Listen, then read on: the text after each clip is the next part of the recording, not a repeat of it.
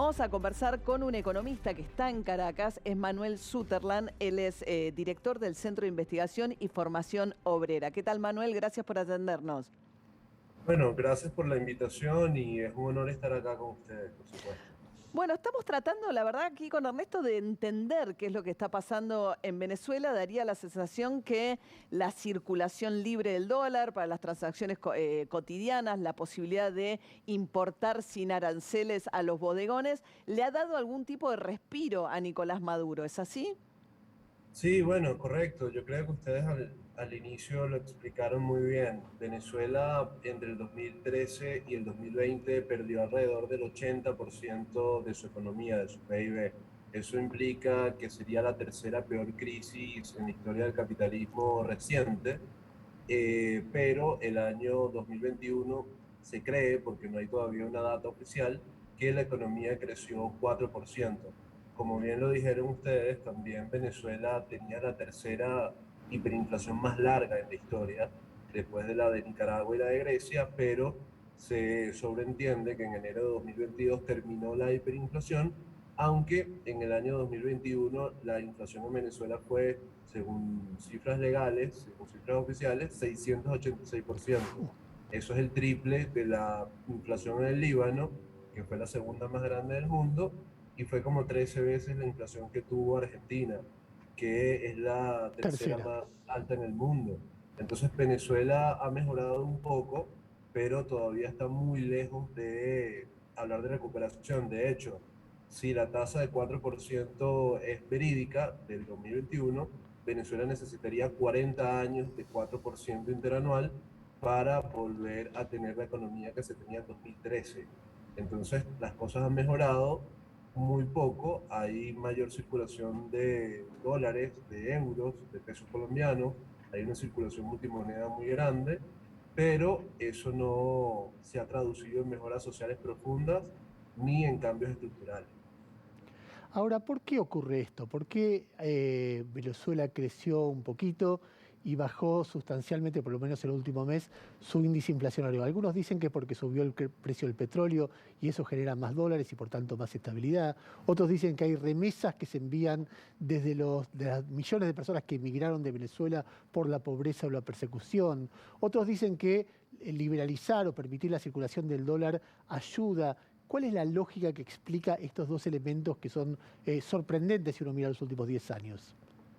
Sí, bueno, yo creo que lo que has dicho es lo correcto, ¿no? Hay básicamente cuatro factores que dicen un poco de la mejora económica actual, que es una mejora muy pequeña, pero que parece ser cierta, ¿no?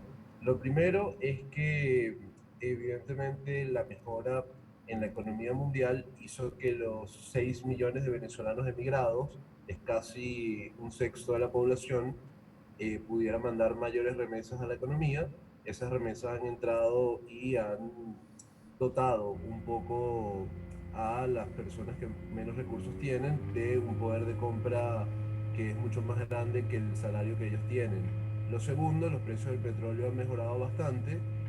Lo tercero, el gobierno venezolano ha encontrado formas de evadir las durísimas sanciones que impone Estados Unidos y que dificultan al extremo la exportación de petróleo y la compra de un montón de bienes esenciales.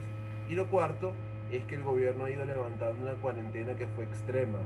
El año 2020 fue un año de prácticamente todo cerrado, prácticamente no había posibilidades de circular por la calle y el 2021 el gobierno levantó progresivamente esas Mm. cuarentenas y ha habido mayor circulación y mayor movimiento comercial.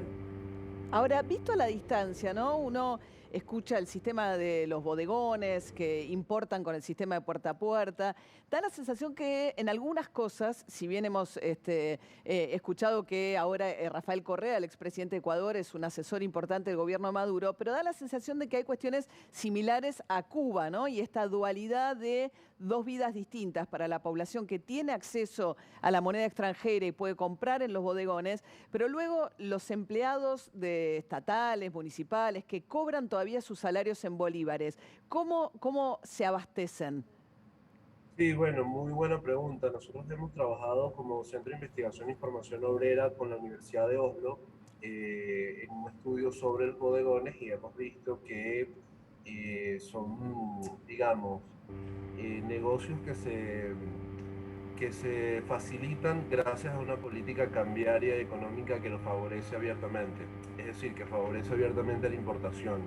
Estos bodegones gozan de importaciones door to door, gozan de aranceles cero, importación no tiene IVA, por ejemplo, y tienen una moneda muy sobrevaluada. Es decir, Venezuela tiene la moneda más sobrevaluada del mundo, tiene las peores condiciones competitivas para la exportación, para la producción nacional, pero hay un incentivo a la importación y a la bodegonización de la economía nacional.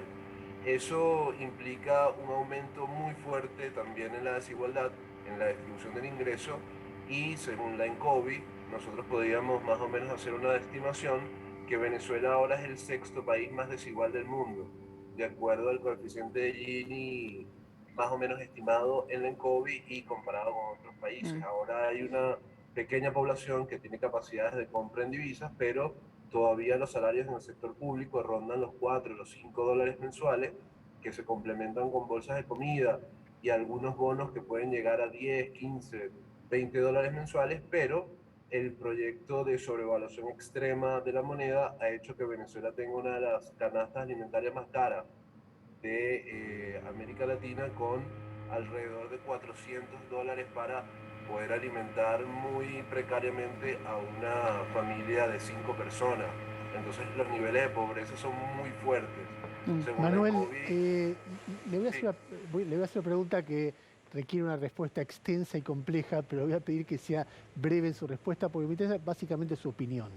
Hay gente que ok. dice esto es el fracaso de un modelo, de gente que gobernó mal, que ideológicamente estaba equivocada. Hay gente que dice esto es producto del bloqueo de las sanciones que Estados Unidos impuso a Venezuela. ¿En qué medida el responsable de lo que ocurre con el pueblo venezolano es el gobierno o en qué medida las sanciones exteriores? Bueno, yo hice un trabajo de investigación para ONU y para Provea sobre el efecto de las sanciones en la economía nacional. Y te puedo decir que el efecto de las sanciones sobre la economía es muy fuerte. Las sanciones son tremendamente nocivas a la economía porque dificultan al extremo la exportación de petróleo, la exportación de otras materias primas que de alguna manera se extraen en Venezuela, y dificultan la comercialización de otras cosas que se pueden importar o que de alguna manera se pueden producir en el país. Yo estoy completamente en contra de las sanciones, me parece totalmente criminal lo que se está haciendo con el país. Ahora, las sanciones no son las culpables de la crisis. Las sanciones financieras arrancan el 20 de agosto de 2017 y no afectan directamente a la economía, sino las sanciones de 2019, que son sanciones muy fuertes, muy sectoriales, sobre todo en petróleo, y ya en 2019 la economía había experimentado hasta, digamos, inicios de 2019, una caída alrededor de 40%, que sería la caída más grande en la Claro. historia de América Latina, y ya tenía hiperinflación y ya tenía un salario de 4 dólares mensuales como salario mínimo. Entonces, antes de las sanciones más fuertes de 2019, la economía venezolana ya estaba destruida. Así que las sanciones empeoran la situación, son Sí. nocivas, son dañinas, pero no son las culpables de la situación actual. Y Manuel, muy brevemente le pido, ¿diría usted que se ha vuelto más pragmático, maduro ahora en el manejo de la economía? Yo creo que sí, yo creo que hay bastantes opciones de apertura, bastantes opciones de flexibilización, pero todavía estamos a años luz de generar un proceso de cambio estructural que permita confianza a los inversionistas, que permita Ujú. de alguna manera reconstruir Bien. económicamente el país, y hay un nivel de conflictividad político, social, de desigualdad demasiado fuerte para poner las bases de esa recuperación económica que tendrá que ser la más importante de la historia de América. Claro. Bueno, muchísimas gracias, ¿eh? Muy buenas noches. Muy amable, agradecido por la invitación. Hasta luego.